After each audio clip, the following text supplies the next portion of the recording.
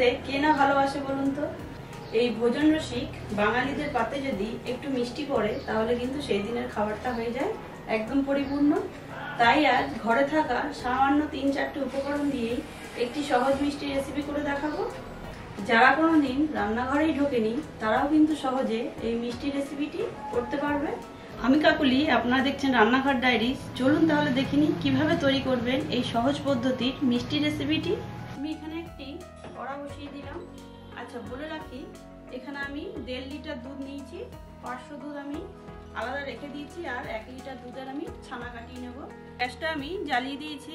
এর মধ্যে দিয়ে দিচ্ছি 1 লিটার দুধ। আপনারা চাইলে নর্মাল দুধও ইউজ করতে পারেন, তাতে কোনো অসুবিধা নেই।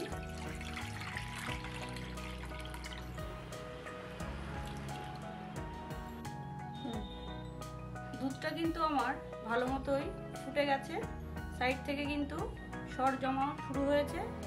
এখন আমি এর মধ্যে দিয়ে দেবো ভিনিগার। আচ্ছা, বলে রাখি আমি এখানে ভিনিগারটা কিন্তু একদম র দেব না, এর মধ্যে আমি কিছুটা জল মিশিয়ে দেবো। দিয়ে দিচ্ছি ভিনিগার।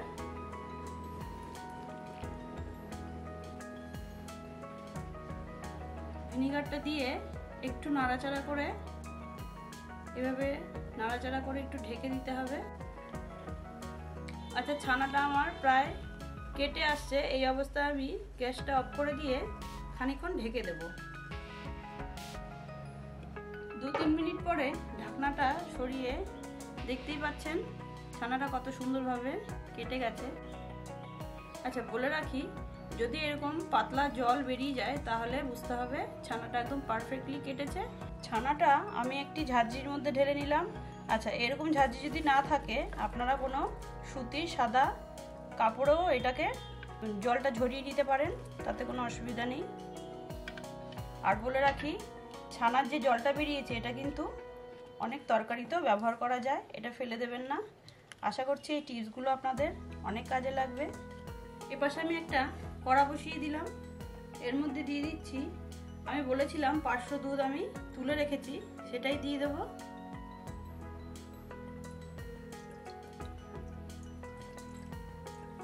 এখানে দুধটা আমার গরম হয়ে এসছে। এখন আমি দিয়ে দেবো এর মধ্যে বড় চামচের 1 চামচ আমল দুধ, গুঁড়ো দুধ। এটা আর কিছুই না, একটুখানি স্বাদটাকে বাড়িয়ে দেবে, তাই এটা চাইলে নাও দিতে পারেন, অসুবিধা নেই।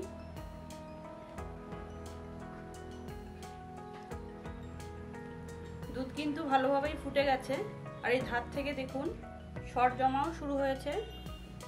এর মধ্যে আমি দিয়ে দেবো কনডেন্স মিল্ক। এখানে কনডেন্স মিল্কের বদলে আপনারা চিনিও ব্যবহার করতে পারেন, সেক্ষেত্রে কিন্তু গুঁড়ো আমল দুধ দিতে হবে।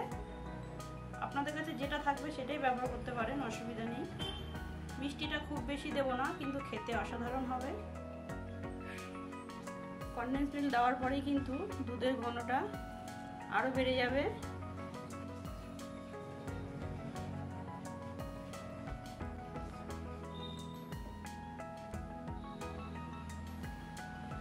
যদি আপনারা চিনি ইউজ করেন সেক্ষেত্রে আমল দুধ দিয়ে দুধের ঘনত্বটাকে বাড়িয়ে দিতে হবে। ছানাটা দিয়ে দিচ্ছি এর মধ্যে। দেখতেই পাচ্ছেন কালাকাতটা কিন্তু আমার ম্যাক্সিমামটা হয়ে গেছে, আর একটু বাকি। যখনই দেখবেন একদম কড়াই থেকে ছেড়ে দিচ্ছে আর একটু আটো আটো ভাব হয়ে এসছে, তখনই বুঝতে হবে কালাকাতটি আমার হয়ে গেছে। কালাকাতটা কিন্তু আমার অলমোস্ট রেডি। দেখুন কড়াই থেকে ছেড়ে দিচ্ছে আর কত সুন্দর একটা মাখো মাখো ভাব হয়েছে, দেখে বুঝতেই পাচ্ছেন। এবার এটাকে একটু নামিয়ে নিই। বোল রাখলাম, এই বোলের মধ্যে আমি একটু বাটার গার্নিশ করে দিচ্ছি। যেহেতু আমি বাটার পেপার এখানে ইউজ করছি না, তাই চাইলে আপনারা দিতেও পারেন, নাও দিতে পারেন। বাটারটা আমার ভালো করে গার্নিশ করা হয়ে গেল।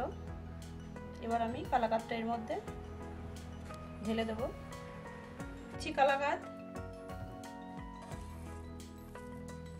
এটাকে কিন্তু ভালো করে বসিয়ে দিতে হবে। আচ্ছা, এটা আমার সেট করার পরে ঠান্ডা হওয়ার জন্য ওয়েট করতে হবে। তারপর আপনাদের একটু ফ্রিজে রেখে ঠান্ডা করে নিয়ে কেটে দেখাবো।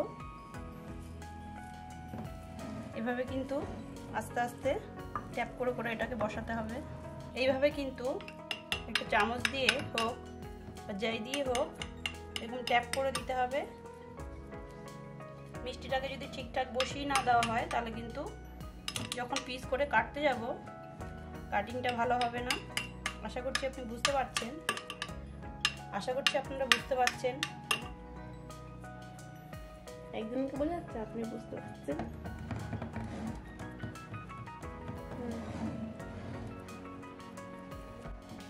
কিছুক্ষণ পর আমি এটা একটু ঠান্ডা করে নিয়ে চলে আসলাম। এবার আপনাদের কেটে দেখাবো। আগে একটা লাইন করে নিচ্ছি, তাহলে আমার কাটতে সুবিধা হবে। কত সুন্দর সেট হয়েছে দেখে বুঝতেই পাচ্ছেন।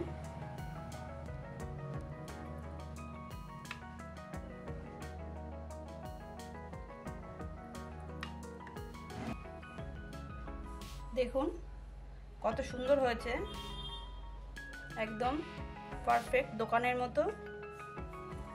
খুব ইজি একটা রেসিপি। এবার এটার উপর আমি একটু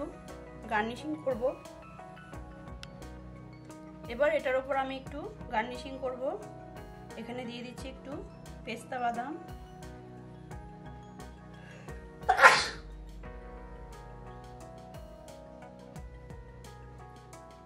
আর দিয়ে দিচ্ছি একটুখানি কেশর, এটাও অপশনাল। মিষ্টি কিন্তু খাবারের স্বাদ বাড়ায় আর সৌন্দর্যও বাড়ায়।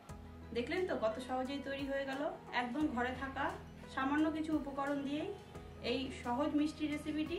নিত্য নতুন ভিডিও পাওয়ার জন্য রান্নাঘর ডায়েরি চ্যানেলটি সাবস্ক্রাইব করতে হবে, পাশে থাকা বেল আইকনটি অবশ্যই প্রেস করতে হবে, আর ফেসবুক থেকে যারা দেখছেন আমার পেজটি ফলো করে দেবেন। সবাই ভালো থাকবেন, সুস্থ থাকবেন। দেখা হচ্ছে নেক্সট ভিডিওতে।